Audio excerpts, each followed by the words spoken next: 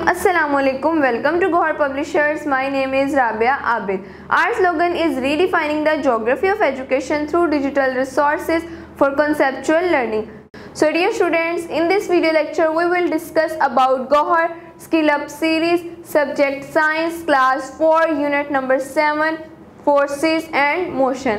सो dear students, आज के इस वीडियो लेक्चर का जो SLO है वो ये है कि at the end of this video lecture you will be able to tell me that what are simple machines और किस तरह से 1000 ईयर्स अगो ये सिंपल मशीन्स जो हैं वो यूज़ की जाती थी फोर्सेस के लिए, फोर्स को चेंज करने के लिए, लिफ्ट अप करने के लिए हैवी ऑब्जेक्ट्स को, और किस किस तरह से हमने दी सिंपल मशीन से कन्वर्ट किया खुद को एक अच्छी ऑटोमेटिकल मशीन्स में. सो डियर स्टूडेंट्स, ये था हमारा स्टूडेंट लर्निंग आउटकम आज के इस वीडियो लेक्चर का. सो चलिए डियर स्टूडेंट्स, अपना हम आज का टॉपिक शुरू करते हैं.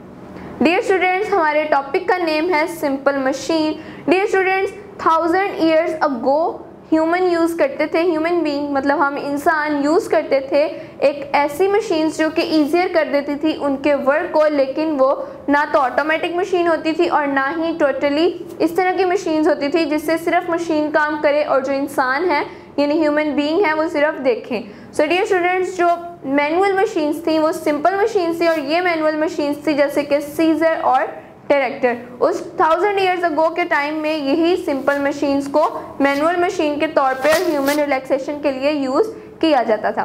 डियर स्टूडेंट्स, जो सिंपल मशीन है they have less force and जो ये काम है उसको मज़ीद ईजियर कर देती हैं. डियर स्टूडेंट्स, जो सिंपल मशीन है ये लेस कर देती हैं फोर्सेस को और जो हमारा काम होता है उसको मज़ीद ईजियर बना देती हैं. डियर स्टूडेंट्स, अब सिंपल मशीन को डिस्कस करने के बाद हम डिस्कस करेंगे सिंपल मशीन की चंद टाइप्स को, चंद सिंपल मशीन्स को हम डिस्कस करेंगे जैसे कि लीवर, पुली और रैंप को. सो डियर स्टूडेंट्स, सबसे पहले हम डिस्कस करते हैं लीवर को कि लीवर होता क्या है. डियर स्टूडेंट्स, लीवर जो है वो एक स्टिफ बार होती है और ये जिस पॉइंट पर पड़ी होती है वो एक सपोर्टिंग पॉइंट होता है उस मशीन का, और मशीन के उस सपोर्टिंग पॉइंट को हम बोलते हैं फलक्रम. सो डियर स्टूडेंट्स, इस पिक्चर में हमने देखा कि लीवर किस तरह का होता है. सो डियर स्टूडेंट्स, इसी पिक्चर से हमें शो हुआ कि अगर हम एक एंड पर फोर्स को अप्लाई करेंगे तो जो लास्ट एंड होगा, जो अनदर पॉइंट होगा उस रोप का या उस स्ट्रिंग का, उस पर ज़्यादा फोर्स क्रिएट होगी. डियर स्टूडेंट्स, जो लिवर है वो यूज़ होता है लिफ्ट करने के लिए थिंग्स को और मूव करने के लिए ऑब्जेक्ट्स को. डियर स्टूडेंट्स, 1000 ईयर्स अगो जो लिवर यूज़ होता था उसकी कुछ एग्जांपल्स में हमारे पास आता है हैमर, काउबार, सीसा, नट क्रैकर, ट्वीज़र और बहुत सी ऐसी चीज़ें. सो डियर स्टूडेंट्स, ये था हमारा lever. So dear students, next हम डिस्कस करेंगे पुली को. डियर स्टूडेंट्स, पुली क्या होता है? पुली एक्चुअल में होता है when we loop up a rope over a wheel.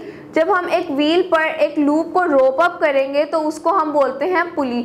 यहाँ पर आप पिक्चर में भी देख सकते हैं कि पुली एक्चुअल में दिखता किस तरह का है. सो डियर स्टूडेंट्स, जब हम एक एंड पे वेट को अटैच कर देंगे तो डियर स्टूडेंट्स जो वेट है वो नीचे की तरफ चला जाएगा और जो दूसरा एंड होगा उसी रोप का वो अपवर्ड डायरेक्शन में मूव करने लग जाएगा. तो डियर स्टूडेंट्स, इस तरह हमें पुली से समझ में आया कि पुली जो है वो किस तरह से चेंज करता है डायरेक्शन ऑफ अ फोर्स, के जब उसके एक एंड पे वेट था तो दूसरा एंड जो था वो खुद से ही अपवर्ड मूव करना शुरू कर गया. सो डियर स्टूडेंट्स, ये था हमारा पुली. पुली के बाद नेक्स्ट हम डिस्कस करेंगे रैंप.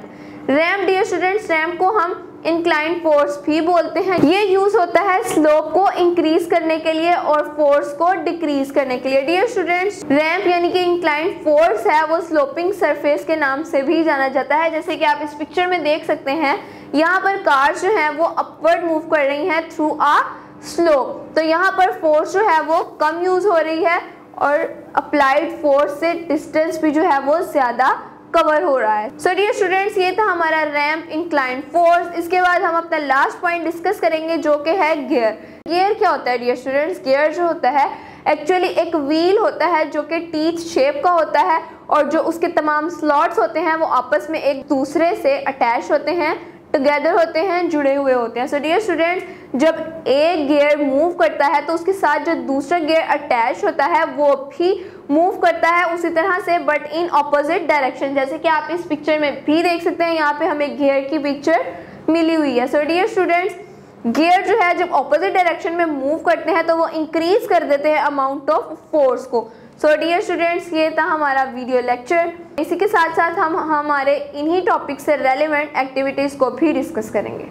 सो डियर स्टूडेंट्स, अब हम करते हैं हमारी एक्टिविटी नंबर 7.5, जिसकी स्टेटमेंट है लिफ्टिंग हैवी थिंग्स, कि हमने हैवी थिंग्स को लिफ्ट करना है। सबसे पहले हमें कुछ मटेरियल रिक्वायर्ड है, जिसमें है 1 मल्टीप्लाई बाय 4, मतलब एक साइड 1 इंचेस और दूसरी 4 इंचेस की हो। Board of 3 feet length means lever. Bundle of books चाहिए हमें। टिन कैन और a piece of wood. So dear students, ये 3 चीज़ें हमें रिक्वायर्ड हैं। इसके बाद हम बढ़ते हैं हमारे प्रोसीजर की तरफ, जिसमें है try to lift the bundle of the books. आपने बंडल ऑफ बुक्स को उठाने की कोशिश करनी है। Is it easy to lift it, क्या ये आपके लिए उठाना आसान है। नाउ पुट योर लीवर, अब आप अपना लीवर पुट करें ऑन द टिन, उस टिन पे, और अ पीस ऑफ वुड, और उस पीस ऑफ वुड पे। इट इज द फलक्रम, ये आपका फलक्रम बन जाएगा। डियर स्टूडेंट्स, नेक्स्ट है हमारा पुट द लोड। लोड क्या था हमारा, वो बुक्स का bundle on the one end of the lever. अब जो आपने लीवर क्रिएट किया उसके वन एंड पर आपने जो है वो बुक्स रख देनी है। Push on the other end to lift the books. अब आपने जो उसका नेक्स्ट कॉर्नर है, एंड वाला कॉर्नर है, उस पर आपने पुश करना है ताकि आप उन बुक्स को लिफ्ट अप कर सकें।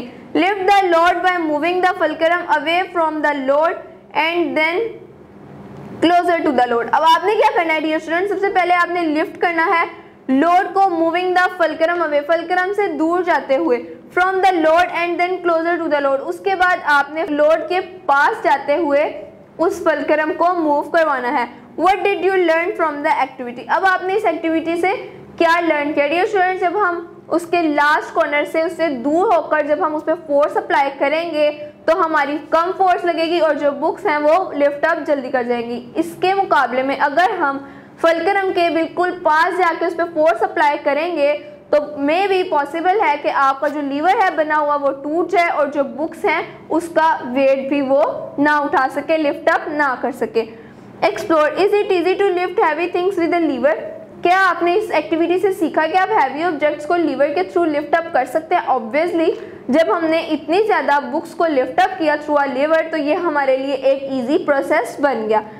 डज फलक्रम रिप्लेसमेंट में मेक अ डिफरेंस। जब हमने फलक्रम के दरमियान डिफरेंस किया तो क्या उससे हमें कुछ चेंजिंग नज़र आई। ऑब्वियसली जब हमने उसके पास जाके फलक्रम के पास जाके मूव किया उस लीवर को तो उसको मूव करने के लिए हमें ज़्यादा फोर्स रिक्वायर हुई, और जब हमने उसको दूर से मूव करवाने की कोशिश की तो उसके लिए हमें कम फोर्स रिक्वायर्ड थी।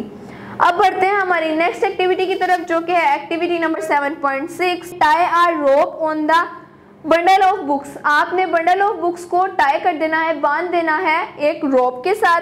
Try to lift it off the ground by pulling the rope. अब आपने उसको उठाने की कोशिश करनी है, ज़मीन पे से पुश करना है उस रोप को।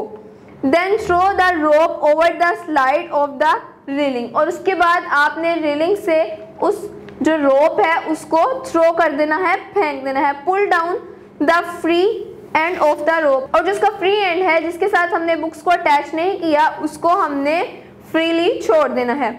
How does pulley makes your network easy. So किस तरह से पुली ने आपके काम को आसान कर दिया। जब आपने रेलिंग से बुक्स वाले एंड को आपने टाई करके बुक्स को नीचे किया और जो रोप था उसको आपने अनदर कॉर्नर पे रहने दिया तो आपने इस तरह इजीली अपने बुक्स के बंडल को नीचे वाले फ्लोर पर पहुंचा दिया विदाउट एनी वर्क। बढ़ते हैं हमारी नेक्स्ट एक्टिविटी की तरफ, जो कि है activity number 7.8, find the direction of motion.